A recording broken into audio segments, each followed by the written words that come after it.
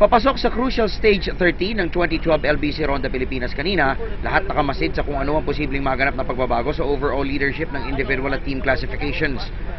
Partikular na tinutukan rito ay ang mga top guns na sina red jersey wearer John Mark Guevara ng Road Bike Philippines at closest pursuer Iris Valenzuela ng LPGMA American Venal.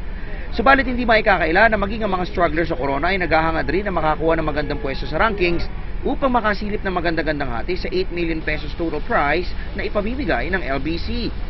Pero ang defending champion na si Santi Barnechea, na ngayon ay naiiwan ng 18 minutes and 26 seconds sa Guevara, tila isinusuko na ang corona. Next year! Bakit? Sinuko mo na? Ha? Sinuko mo na? Kapon pa! Sino sa tingin mo champion dito? Yung mauna! Sa harap ng heavy cordon ng mga race officials sa kabuuan ng 27-kilometer route sa Cannon Road patungong Baguio, pinakawalan ng isa-isa ang mga siklista. Depende sa kanilang posisyon sa overall individual classifications, unang nilarga ang mga nasa tail end. May 1-minute gap ang mga riders na nasa 74th hanggang 11th places. Ang top 10 riders naman, 3 minutes ang pagitan ng bitaw. Isa sa pinakamahusay na individual time trialist sa bansa ay si Philippine Navy Standard Assistant Skipper Lloyd Lucien Reynante. Para sa kanya, kailangan na magtrabaho ng gusto dahil 2 minuto at 16 na segundo pa ang kanyang kailangang habulin sa clocking ni Guevara. Titignan pa rin natin kung sakasakali. Pag na-condition, baka sakali mapababa pa natin. So ano nangyari kapo? Medyo kinapos ka? Hindi, maraming nagbabantay kasi sabi ko nga, 33 years old, ako pa rin binabantayan hanggang ngayon pagdating sa ako. Saka maraming kalaban, mahirap dumikap. Pero ang lahat ng tao nakatutok sa gagawing hakbang ni second running Iris Valenzuela ng LPGMA American Venal. Naiiwanan lamang ng 51 seconds ng red jersey. Marami ang naniniwala na kayang i-overhaul ni Valenzuela ang diferensya sa stage na ito. Last post ko na to. Kasi Bukas flat na eh.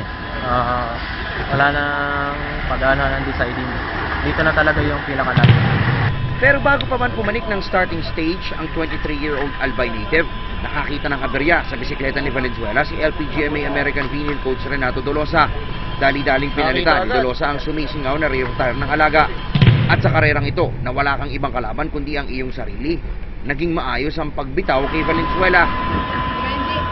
Mabangis rin ang naging pagpital nito sa ruta kung saan napahanga niya ang manonood sa halfway mark ng 27-kilometer stage nang irehistro niya ang fastest clocking na 19 minutes and 8 seconds. Muntik pa nga nitong maabutan si Reynante na kulang 1 minuto na lamang ang layo sa nakabuntot na rider.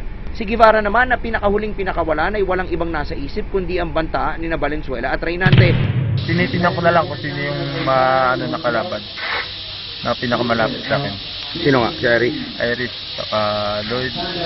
Yun lang naman kasi malapit sa akin. Individual time trial naman to eh, kaya pinakatitingnan ko lang dyan yung pinakamalapit sa akin. Kasi malabong kumain ng minuto dito. At nang siya ay pakawala na, parang diesel na naging mabagal ang panimula ng Caloocan City Rider. Halatang nagkakarga ng lakas at hindi nagpapanik, lalo't aminado siya na hindi kabisado ang Cannon Road. Dumating pa nga sa punto na nakakainan na siya ni Valenzuela ng 45 seconds sa oras. Si Reynante sa kabilang banda, nakakuha naman ng renewed strength sa huling 5 kilometro. Umataw ang Philippine Navy Standard Rider upang ipagpagambanta ng tumututok ng si Valenzuela. Sa huling 200 meters ng karera matapos na tumawid si Valenzuela, lahat nag-aalala at nakaabang kay Guevara. Wala pa? Ano pa lang ha? Baka naman Honda Road. Kuha na, Honda Road. Wala na, kuha na. Depende sa pagdating niya. Nag-anuhan na doon. At matapos ang stage 13, lumagay na pinakamabilis sa hamong ito si Valenzuela na nagtala ng clocking na 44 minutes and 51 seconds. Mas matulin ito ng 14 na segundo kay Guevara habang third best naman si Reynante sa kanyang 46 minutes and 53 second tally. Sa overall classifications, mananatili ang agwat ni Guevara kay Valenzuela pero ito ay numipis na sa 33 seconds. Sa team classifications naman ay sumunog ulit ng oras ang LPGMA American Venal sa Team Nueva Ecija.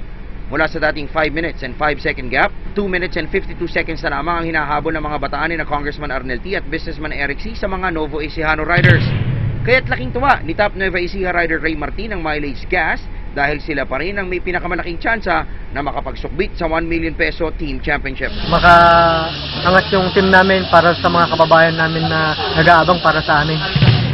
Bukas ay itinakda ang 138 km San Fernando City, La Union to Tarlac City Stage 14. Mula dito sa Baguio City, ako ang inyong karonda, Snow Batwa.